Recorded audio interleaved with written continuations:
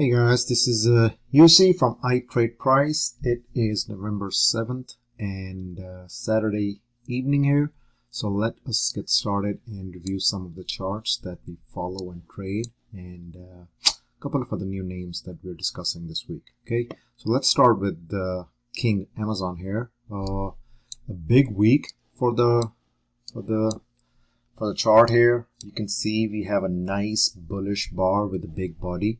Right, bottom wick, which means that the sellers tried to break the price down, and earlier in the week we had a little follow through towards the downside, but it couldn't really hold up and we rallied hard, and now this looks like a really nice 3-bar bullish pattern. Right, why? Because we had this down week, we had a little bit of follow through, but in the third week actually we ate up these two weeks worth of price and closed towards the high end of this current week.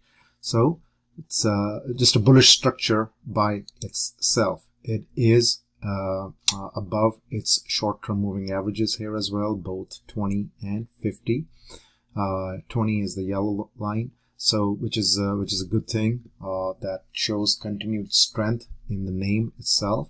So always good to have that backing in the weekly time frame. Going into the daily time frame, let me put some levels in here. Might get a little busy, but you know, it kind of gives you a good perspective. So gap up right here as well, and then we gapped up. But on Friday we did fill the gap. This gap right here, we filled the gap and then we went back up. So there are two ways you can consider the Friday's entry. One is that, hey, we filled the gap, the sellers showed up, but then eventually the buyers took the price back up. So that does mean that there are sellers in the market which are coming at this level, because we did not really kind of go all the way up. We kind of broke down. So there are still sellers that the price absorbed, so which is good. And now we need to see some bullish follow through to test the last week's high around 33.67 and eventually take out 3400, which has been a long time resistance from earlier in October time frame. So this has been the level that bulls really want to kind of get closure above to kind of see some potential test of its all-time highs around 3500. Okay, so overall bullish structure, nice looking daily bars, again bullish daily bars. You know, that means that the buyers saw the weakness as a good opportunity to get long, which is a good sign, and the gap over here still remains, but it is what it is. So this was a big level that everybody was trying to kind of get close above 3280, right?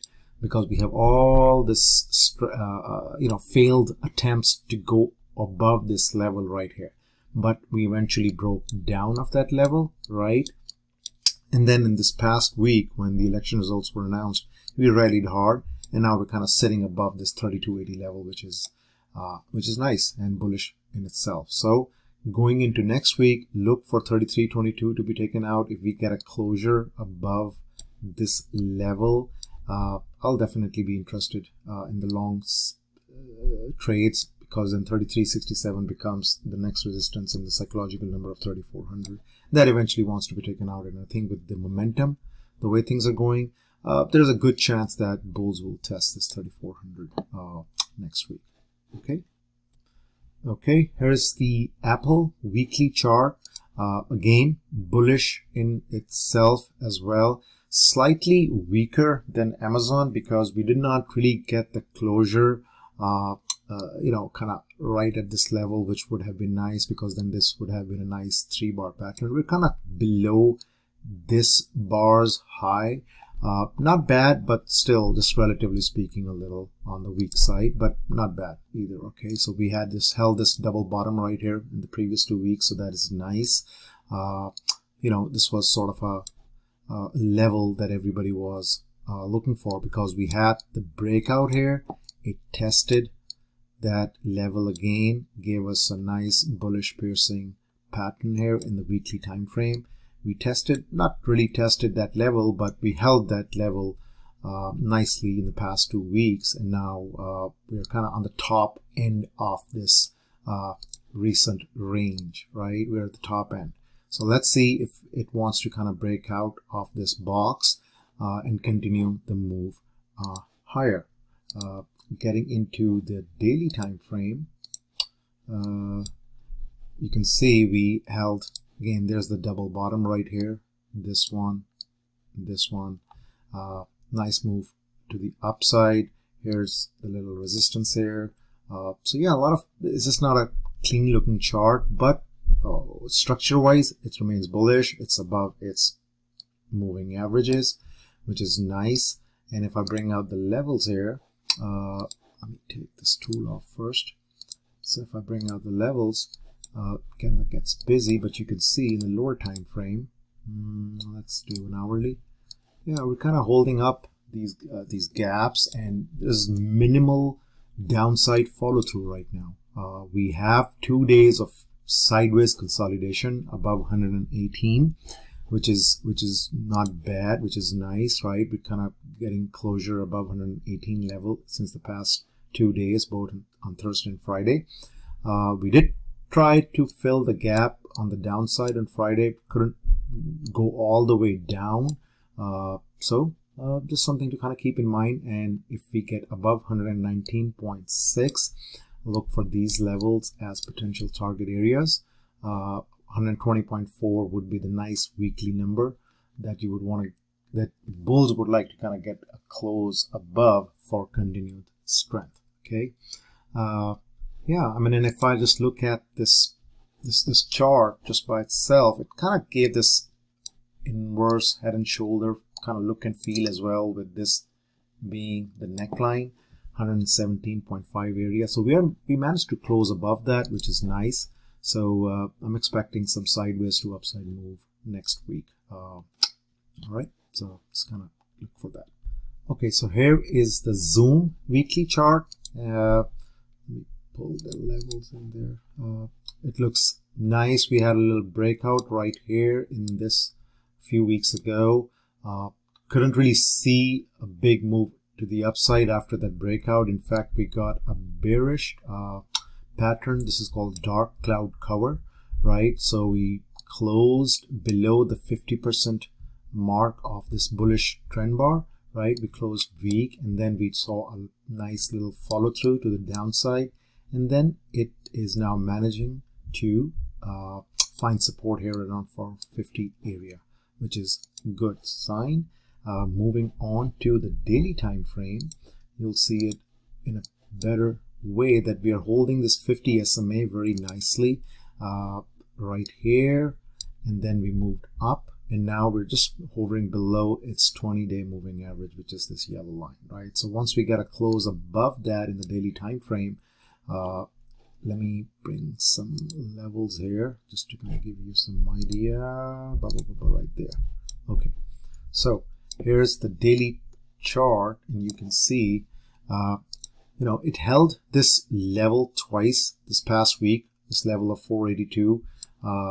We played the long trades below 485 both these days. So it was on my radar where I would want to get long this name below once it drops below 485, because 482, 480 was a good support level it was managing to hold, right?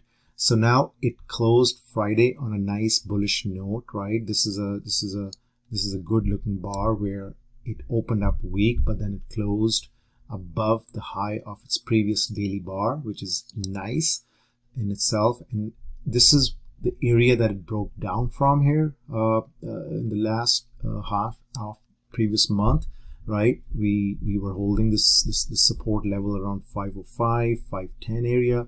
We broke down, and now we moved back up, and now we're finding resistance in the same price zone, right?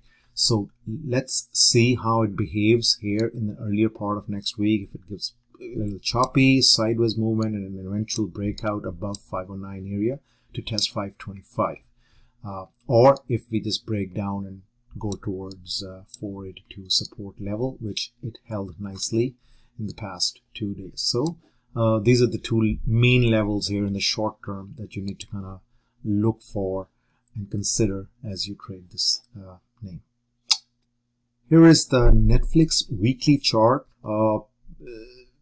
Kind of nice looking chart and easy to read because you can easily draw this line right here as an important line. It was resistance on the way up, right? It would find resistance on the way up. It would just kind of sell off every time it would trade there. Eventually it broke out, and then now this whole area has become a good support zone. You can see every time the Netflix chart trades here, it bounces back up. And here is the sort of a pattern that it's following or it's trading looks like. So yeah, nice bullish trend bar in the previous week, closed above its short-term moving averages. So this was the bearish bar, did not really see a big follow through to the downside. If it wanted to break, this was its chance, right, to kind of break down from this area. In fact, we got a nice bullish bar at the support level. So that is a good sign. Going into the daily time frame, we're back above the short-term moving averages, which is nice. And if I zoom in here a little bit, you can see this area is providing a little bit of resistance here, sort of a gap fill area as well. So let's see how it handles this area. Double bottom right here, Thursday, Friday. Nice, so we can kind of, remain choppy or eventually break out this to the top side. But yeah, I mean, unless or until you get a closure below this, the low of Friday, it's hard to be bearish on this name. So the path of least resistance looks to be on the upside. Okay, so and if I bring the levels back quickly, you can see here are the levels, and all the members will get access to that, and I'll send it before the week starts. So you can see it's kind of really nice and neat looking, and kind of well structured, right? You have these bottom wicks here showing continued buying pressure, which is nice. Nice momentum to the upside, more bullish bars consistently above short-term moving averages. Nice. So earlier next week, I would look to see if it breaks out of this 516, 515.8 and gives us at least half an hour to an hourly bar close above that. Then we can easily target 519 and 524.5 on the immediate targets on the upside if you're trading this name. To be considering this towards the short side, you would want to get the price below 502.5, right? Because it has tested that price level multiple times in the previous few days right here. This one. So yeah, I mean, if we get below that, there's a little gap fill. You can easily fill the gap, go back up, or just remain below 502.5, and then we can target these price levels around 494 as the support levels once it breaks 502. Okay. This is a Boeing weekly chart. It's been consistently trading in this sort of sideways to downwards channel, right? But every time it hits the channel bottom, we see a nice move to the upside, and that's exactly what it did this previous 2 weeks. We touched that trend line, the channel bottom, right, and it bounced back up. So now this bar looks to be a bullish trend bar, but it is an inside bar, right? So we'll see what happens next week, but the level to consider, it would be much easier to see in the daily time frame if I move there. And I'm not going to clutter it with the lines on my chart, because then kind of it's nice when you're trading, but yeah, I just wanted to explain it to you a little bit better. So here's that channel bottom where it bounced up from, and you can see that this was the level that it broke down from, right? It was kind of holding that price level nicely.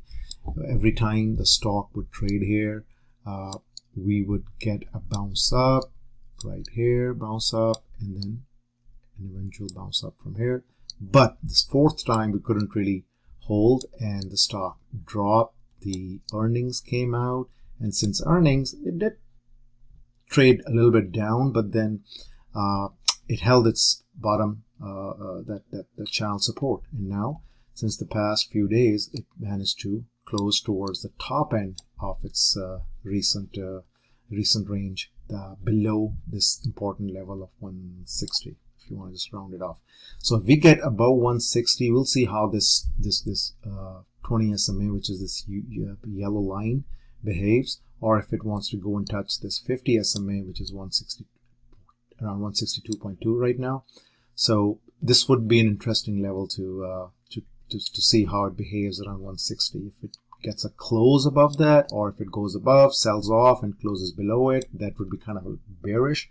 So unless or until you get a close above 160 in a daily time frame, do not be overly aggressively bullish, because this can fake out and start trading downwards. You would at least want some sort of confirmation that the price has managed to close above its important key level of 160 before you become aggressively long on this thing. Okay, this is a Tesla chart. One of the good looking charts here, the weekly chart, and you can see it is how this was a level where it broke out from in July or August time frame, right?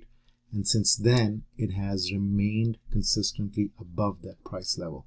And overall, I don't see any big bearish trend bars, right? And even if you do have one or two, whatever, there's not a big downside follow through, right? It has managed to make a higher low, which is nice. So here is sort of a triangle that everybody's kind of talking about, right? Where we were like, okay, we're going to break out. First, everybody was sort of wanting to break out of this triangle. We did trade above that, but then we did not see any follow through. We eventually came down. But this past week, we saw a nice move to the upside, higher low, higher high. That's good. Close above its previous week's open. So that is nice. Currently, well, it's kind of close to the highs of previous week, which is nice in itself. Okay. Going into the daily time frame, you'll see it a little bit better. And I'll bring some levels back here as well, just to kind of give you an idea. Oops, it gets a little busy, but it is nice to look at it that way. Okay, so I zoomed in. Good upside momentum, right? And inside sort of a day held 424. That was my level that we went long around. Below 428 all the way to 424 you could have added, and it was a good support level, not just because of the Thursday low, but because of all these moving averages, right? 20 SMA, 50 SMA, kind of aligning in the same price zone. So that was a good risk and reward entry. I would have liked if we had closed towards the top end of its recent weekly range, but not bad. Still okay. Yes, I mean it's closed at 429.9, which is also one of the key levels that we had on our charts this week. So the previous week's or last week's high is 440. That would be the number to target on any upside move first, right? And once we get a close above that, only then you can see 445 and 449 as the follow-up targets to the upside. Okay. This is a Facebook weekly chart, looking nice actually, nice uptrend and minimal downside follow through, holding this held this 260 support level nicely, which was sort of a resistance, right? Previously we held that level nicely. All the action here was above that level. Weekly close, highest weekly close in the recent weeks, which is nice. The upside that we have is 304, 305 area here. You can see it's double top, and after that we sold off, right? And in the daily chart, if I bring the levels back here, pretty obvious that it's you know, kind of gapped up, close towards the high end of its recent weekly range. That is all nice and good. And if we look at the hourly, or actually even 4-hourly bar, you can see it does not have any big bearish bars like like this one. Oops, sorry, wrong tool. Okay, so it does not have any big bearish bars like the way we see on right here. So this is good. Bottom wicks, continued strength to the upside, weakness gets bought, gap up. So we can kind of flag here a little bit and then eventually kind of move towards this $300 psychological level, right? When the stock reaches all the way up here, it just becomes sort of these even 300, 200, 400 kind of numbers become magnets, and you know, the stock wants to trade towards that. This is a SPY weekly chart. Looks nice as well. You can see we have a nice 3-bar bullish pattern here as well.